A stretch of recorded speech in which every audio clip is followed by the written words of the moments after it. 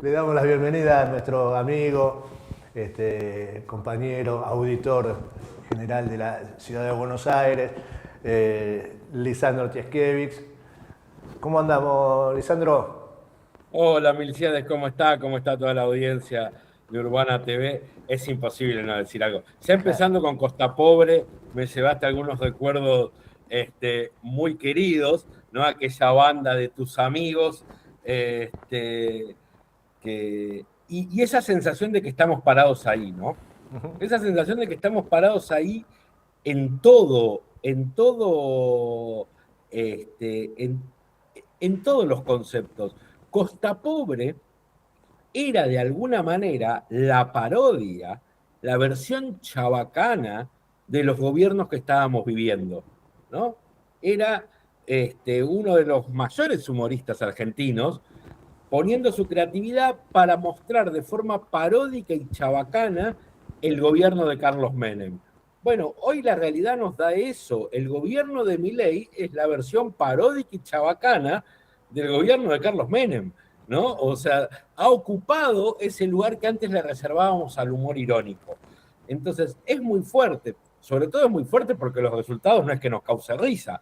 Los resultados son 350.000 argentinas y argentinos sin trabajo, los resultados son la represión en el puente Pueyrredón que sucedió hoy a la mañana, los resultados son el desmantelamiento de unidades productivas, de proyectos científicos, es muy fuerte. Lo que decía Lilita Carrió, nosotros hace poco sacamos un video donde nos preguntábamos por qué renunció a Dorni, ¿no? Y entonces decíamos, la verdad es que el escándalo de lo que se viene robando desde que asumió Adorni en el gobierno, y estaba hace meses dando vuelta, por lo menos desde enero. Sin embargo, había una defensa cerrada del tipo que era inexpugnable. Ahora, ¿cuándo es que le sueltan la mano, lo entregan y lo largan? Cuando sostenerlo a Dorni les costó que se cayera la sesión en la que querían tratar este proyecto que ellos llaman inviolabilidad de la propiedad privada, pero que nada tiene que ver con la defensa de ningún derecho ni con la inviolabilidad. No es que el sistema jurídico argentino hoy permite violar la propiedad privada, ¿no? Y lo que ellos nos proponen va a defender la propiedad privada que hoy el sistema jurídico argentino permitiría violarla. De ninguna manera. Lo que ellos están diciendo es, si se quiere, la contracara, la versión en negativo, el revés absoluto de la Constitución del 49. En la Constitución del 49 se incluyeron 3 artículos que establecían la función social de la propiedad privada. En aquella Constitución nosotros decíamos, vos podés ser dueño de lo tuyo, pero si lo tuyo tiene una importancia tal que afecta al conjunto de la sociedad, vos tenés responsabilidad y vos tenés que garantizar que aquello que es tuyo y que te va a dar beneficios a vos, también le dé los beneficios que requiere el conjunto de la sociedad. La verdad que esa constitución nos la derogaron con una dictadura, un bando militar en 1956, la perdimos y hoy estamos en algún límite intermedio. Gracias a una cantidad de legislación que se ha dado desde la recuperación de la democracia, la propiedad privada no es absoluta, pero digo, no tienen esa responsabilidad que le ponía la Constitución del 49, pero tiene límites y tiene cosas que debe respetar. Lo que ellos están proponiendo con esta ley que eufemísticamente llaman de inviolabilidad de la responsabilidad privada es eliminar ningún control. La idea que el que es dueño puede hacer lo que quiere, no importa cuánto afecte a los demás y no importa cuánto comprometa el futuro de la patria. Lo único que importa es que si él es dueño y tiene plata, puede hacer lo que quiere. Es esa idea de que el que tiene, los ricos no piden permiso. El Claro, que tiene y plata se suma, hace lo que quiere. se suma el tema de terminar con el concepto de utilidad pública. Absolutamente. ¿Ah? Pero no solo es el concepto, es Bueno, como entonces, hasta más profundo, ¿no? Es, si yo tengo plata, puedo hacer lo que quiero. Y es esa cosa obscena de me llevo todo por delante. Yo veía en estos días, vos decías recién que son infames traidores a la patria, lo decía Lilita, vos decías, vos muy sutilmente decías rozan. seamos sinceros, tenemos que decir que rozan porque no tenemos la fuerza suficiente para hacer las votaciones que hay que hacer, ¿no? Y poder ejecutar, y nos sentiríamos muy impotentes si vos ves que alguien está cometiendo un delito y no podés hacer nada para impedirlo. Pero la verdad es que son infames traidores a la patria, aunque no tengamos la fuerza para juzgarlos. Pero, no digo, pero hay todo esto. Es el único delito que está previsto en la Constitución argentina, ¿no? O sea, la Constitución no prevé delitos, los delitos están en el Código Penal. Hay un único delito que la Constitución prevé y dice cómo se castiga, el del infame traidor a la patria. Pero todo esto tiene que ver, yo veía las discusiones en estos días del Mundial sobre si la Argentina era un país racista o no era un país racista y demás, ¿no? Y a mí me llamaba mucho la atención y decía, ¿cómo puede ser que sujetos como los franceses, como los españoles, como los holandeses, ¿no? Que sojuzgaron a la mitad del planeta, que durante 400 años fueron colonialistas, que inventaron el esclavismo, que compraban y vendían gente, tienen el tupé de pararse, señalarte y decir, vos sos racista porque no tenés ninguna persona de tez negra en tu selección. Y la verdad que yo me doy vuelta y los miro a los españoles y digo, che, ustedes mataron 40 millones de personas con la conquista de América, ¿de qué racismo me están hablando? Miro a los holandeses, digo, ustedes se dedicaban a traficar seres humanos a través del océano y todas las islas del Caribe las usaban como puerto para eso. Los franceses todavía hoy tienen colonias en África. ¿De qué están hablando? España tiene colonias en África. ¿De qué racismo está hablando esa gente? Bueno, lo mismo nos pasa con Milei, con Adorni, con Sturzenegger y con su séquito, ¿no?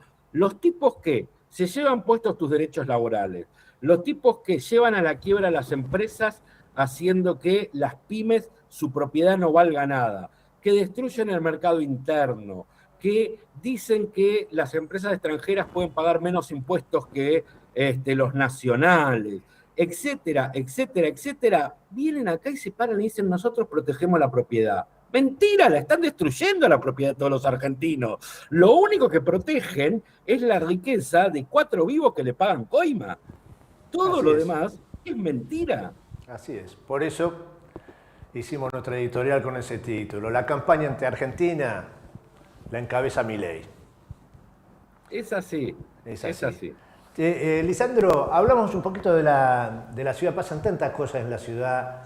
Yo me engancho y me pongo primera y me voy.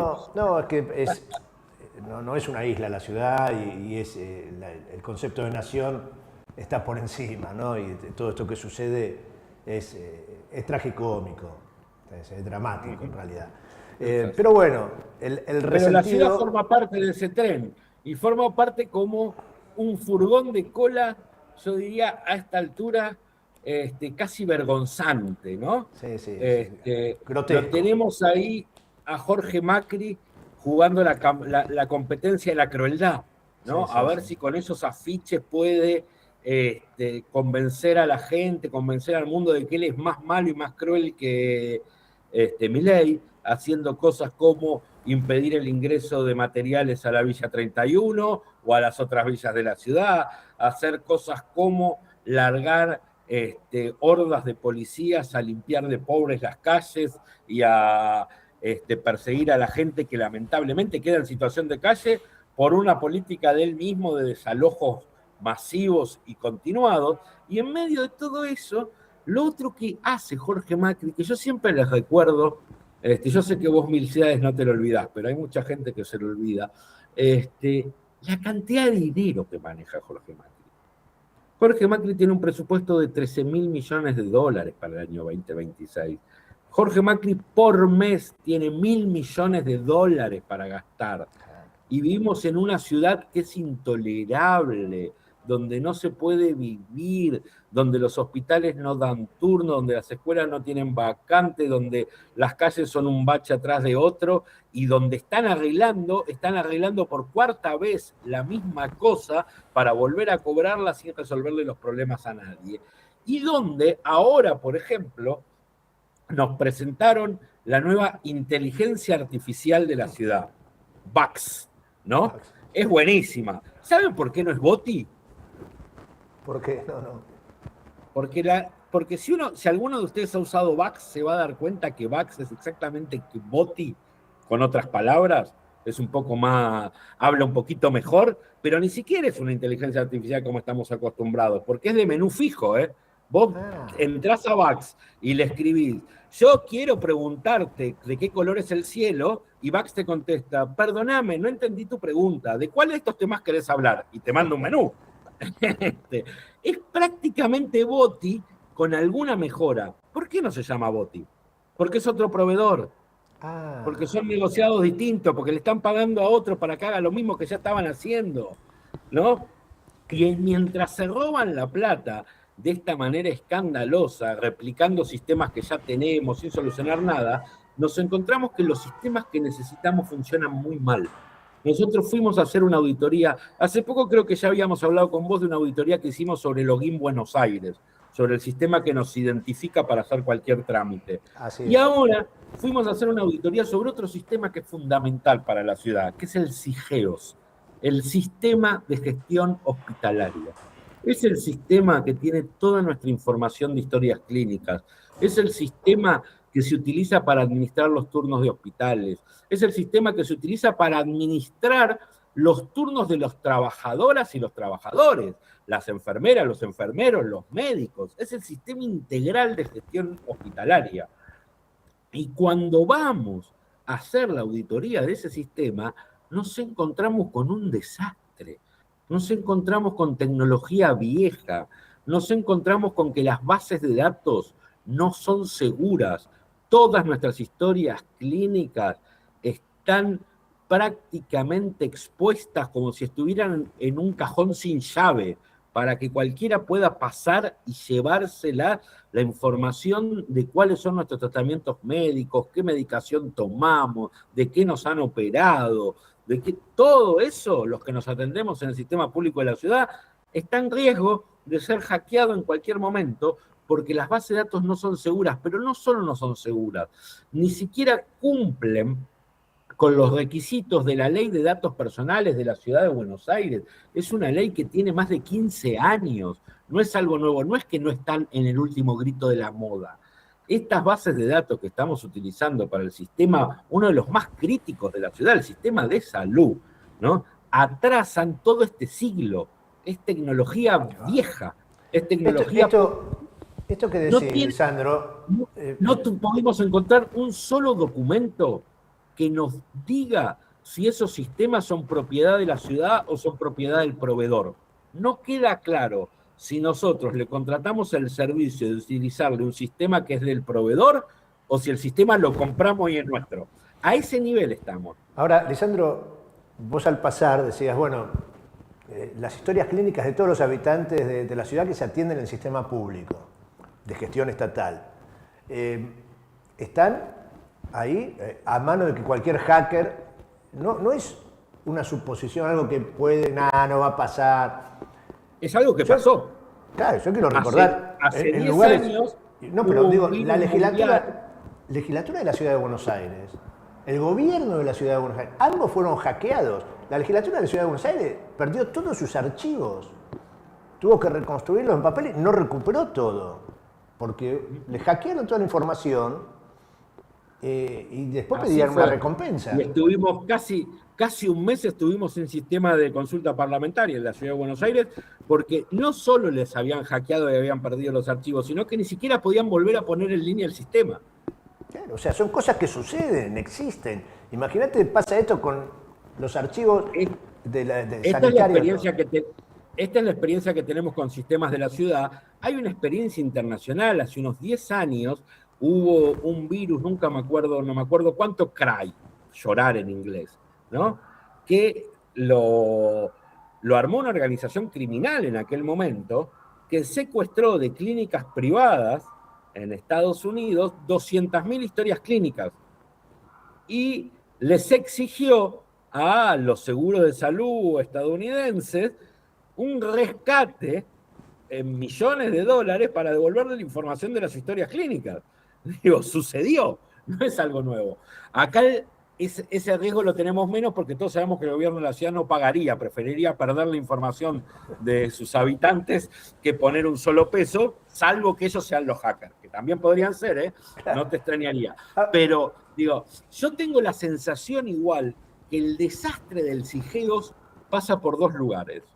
Por un lugar pasa porque siempre hacen negocio con sus empresas amigas, tengan la capacidad o no tengan la capacidad de hacer lo que necesitamos. Contrataron a una empresa de desarrollo de sistemas que no estaba a la altura de lo que se necesitaba, pero que era amiga del poder, y le pagaron, y entonces está mal hecho. Pero creo también que debe haber mucho lobby de las prepagas y de las clínicas. ¿Por qué? Porque hay una ley en la ciudad de Buenos Aires, que es la Ley de Historia Clínica Electrónica, que dice que nuestro sistema debería tender a tener un único repositorio de historias clínicas de todos los habitantes de la ciudad, que ese repositorio debería ser alimentado por instituciones públicas y privadas, y que vos, Milcíades, que de golpe seguramente por tu obra social tenés cobertura, o como yo, que tengo la obra social de mi trabajo, yo me puedo atender en el Anchorena San Martín, en el Anchorena, pero también a veces tengo una urgencia y vivo cerca del Pirobano y me atienden en el Pirobano. Bueno, hay una ley en la ciudad que dice que yo debería tener una única historia clínica y que si voy a la Anchorena tienen que poder ver lo que me atendieron en el Pirobano, si voy al Pirobano tienen que poder ver lo que me atendieron en el Anchorena, y para eso necesitamos un único repositorio con una única tecnología donde sistema público-privado alimenten juntos y donde después podamos también auditar y donde después también se pueden tomar decisiones médicas de acuerdo a la necesidad del paciente y no a la disponibilidad del prestador, ¿no? Si yo tengo una determinada dolencia y esa dolencia está en mi historia clínica, que es conjunta de todo el sistema, y de golpe resulta que mi prestador, mi obra social, el plan que yo pago de la prepaga no me lo cubre en el hospital italiano, pero la atención de esa dolencia se hace en el hospital Durán de forma gratuita, tengo que poder hacerlo. Y para eso tengo que tener una historia clínica única. Bueno, el trabajo hacia avanzar a eso comenzaba con el Sigeos.